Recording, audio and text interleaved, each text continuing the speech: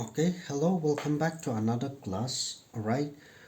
So today we will be starting with chapter 3, that is coordinate geometry. All right. So before we start, I want to make an apology that you know my sinusitis has been really affecting me. So even in between, also if there's any hiccups in between, I want to apologize in advance, and I want you to understand that. All right. So that being said, all right, let's track our chapter 3, that is coordinate geometry. All right, and this will be a one video. All right, I'm going to make this a one video where I will explain about this coordinate geometry from top to bottom. All right, that is from the beginning till the end. I will explain everything at one go. All right. So if you are paying attention and if you are being attentive, then I'm definitely sure you'll be able to understand the concept. All right. And once you understand the concept, the exercises will be just too easy for you to do it. All right. And here I'm definitely sure till class 8 the concept of coordinate geometry has not been introduced to you. All right, and this is the first time that in standard 9 we are being introduced to the term coordinate geometry. All right, so now before I get into the detail of this, all right, let's first try to understand what the name of the chapter means. All right, so I'm not going to start with the term coordinate, rather I'm going to start with the term geometry. And why am I starting with geometry instead of coordinate is because you are more familiar with the term geometry, right? So talking about the term geometry, is it okay? The term geo means earth and metrian. Metron means to measure. All right, so the term geometry is derived from two words, that is geo and metron. So the term geometron means earth and to measure. So geometry literally means to measure. All right, to measure the surface, any given surface. So when I talk about this geometry, all right, let's first introduce ourselves to a one-dimensional figure. All right, a one-dimensional figure, that is one dimensional. I'm going to write 1D, which will be a line. Is it okay? A one-dimensional figure which will be a line. Now when I talk about a line, let's take a look at the number line. Now in a number line, what we do is that we just draw a line, correct? Yes. And then on the center we mark the point center, making it 0. And from chapter 1 we learned that 0 is neither a positive nor negative integer, correct? 0 is still an integer, but 0 is not positive and not negative, right? So using this as the demarcating point, all right, numbers to the right side of zeros are taken as positive, that is 1 2 3 4 5, right? And numbers to the left of zeros are taken as negative, that is -1 -2 -3 and -4. Yes or no?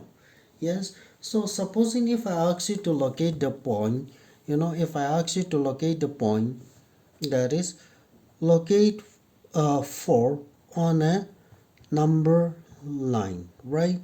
If I ask you to locate the point 4 or a number 4 on a number line, you can easily locate them here, right? Or let's say if I ask you to locate -3 on a number line, you will easily locate it here, right?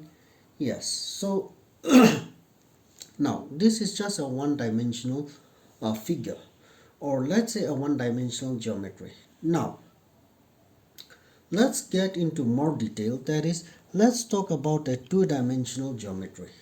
Now talking about a two-dimensional geometry, what we have here is that under two-dimensional geometry we have square, right? We have rectangles, correct? We have what is it, rhombus, or rhombus, yes. And then we have triangles, all right, and various sorts of quadrilateral like square, rectangle, rhombus, parallelogram, etc. Is it okay? Yes. So all these are the two-dimensional geometry, all right. And talking about three-dimensional geometry, what do we have? We have cube, we have a cuboid, correct. We have what do we have? We have sphere, we have cone, we have cylinder, etc. Yes or no? Yes, right? Yes. So in two-dimensional geometry and in two-dimensional geometry, what we do learn from all of this is that we are able to calculate the what is it, area. We can calculate the things that we can calculate here are area, perimeter, right, perimeter, what else, volume, correct, curved surface area, total surface area. Yes or no? We can calculate the area, we can calculate the volumes, we can calculate the curved surface area, we can calculate the perimeter and the total surface area, correct. But what are we missing here? That is going to be a question. Yes or no? What are we missing here? What we are missing here is that in all of this, in one-dimensional geometry, two-dimensional, three-dimensional geometry, what we do miss here is that we miss the positions. All right, we miss the positions. Is it okay? And this position of a two-dimensional geometry or a three-dimensional geometry, we call it a coordinate geometry. That means literally coordinate geometry means to find the positions, all right, to locate or to find the positions. Is that okay? Because take for example, all right, take for example, if I have a let's say a cylinder, this one, right, where will be the position?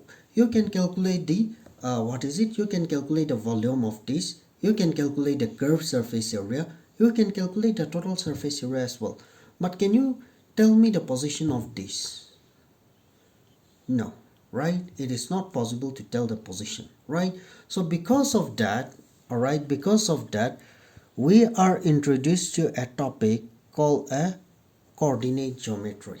So this coordinate geometry literally means finding the positions, all right, finding the positions of an object, okay, be it a two-dimensional, three-dimensional, etc. It is literally coordinate geometry literally means finding the positions, all right. And I want you to keep a proper attention here, because all right, this coordinate geometry will go a very long way, not only in standard 9, even in standard 10, 11, 12, all right, 10, 11, 12, even in your BScs, all right. That is in the BScs also, in the last 2 semesters you will be using this coordinate geometry, you will be studying about this, all right. Yes, so a bit clarification that I want to make here is that under 2D, which solely refers to as coordinate geometry, all right.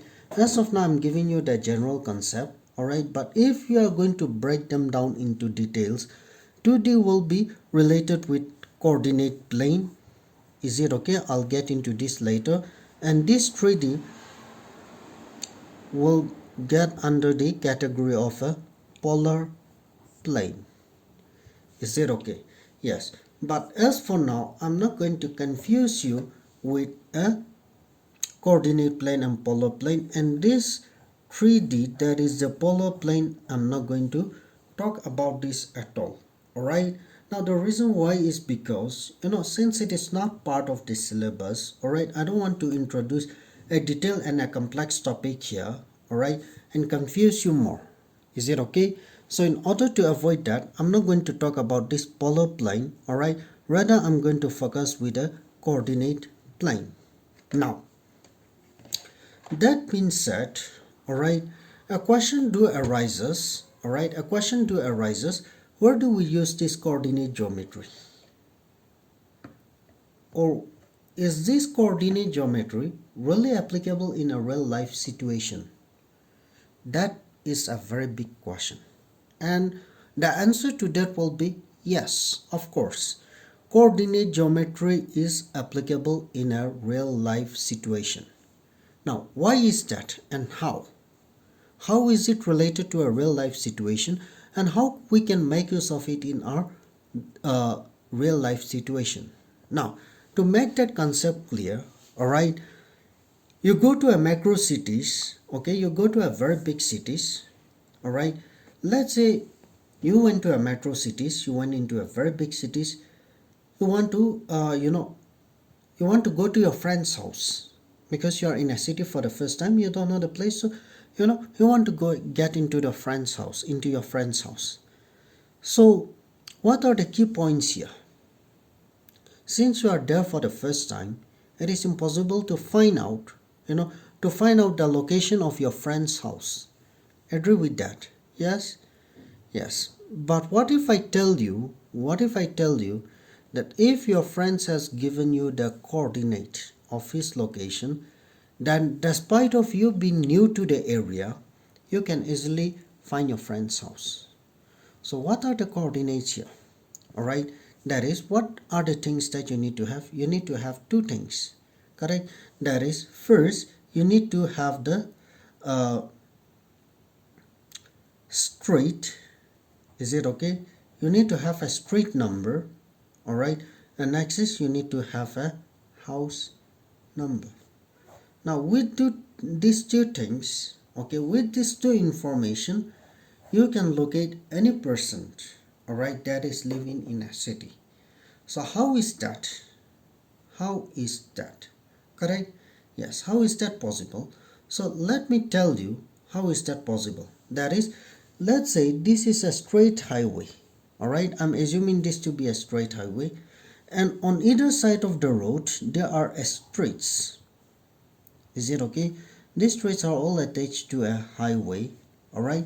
So for the streets I'm taking as S1, S2, S3, S4, etc.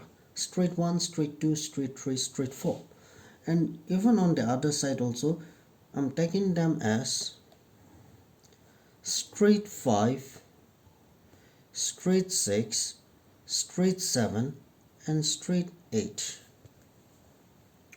Is it okay? Yes. So now the first thing is you need to have a street number, correct? So let's say street number 3, correct? So as you travel towards, as you go from this highway, correct, what you will do is that you will stop at this point, right at this junction. You'll stop at this point, and the next thing you need now is a house number. So there will be a condo, or let's say buildings that will be placed in all of this. So all you need to know is the house number. So each of these buildings, they will have their own specific house number. So let's say house number is H24, that is house number 24. So let's say in all of this, let's say in the first building there are 10 house number, in the second building there are let's say there are 10. So each of this building, let's say they have 10 house number in each building, all right. That is, each flat, let's say each flat is divided into one household. So house number 24 literally means you have to get into this second building, and from this second building all you need to do is you need to search this house number 24 on the apartment door. Now when you keep on searching, all right, what you will find is that you will find this number, house number 24. You will get the apartment number. From there, despite of you being new to this area, all right, you'll be able to locate it very easily, all right. So you see here, what we did here is that we make use of this coordinate geometry. Yes, agree with that?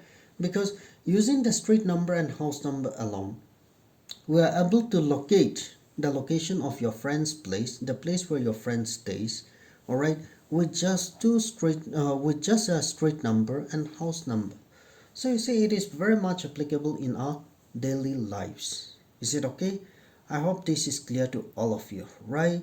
Yes. So as for now, I'll stop the video from here, all right, and I will continue, all right, the rest from the next video again.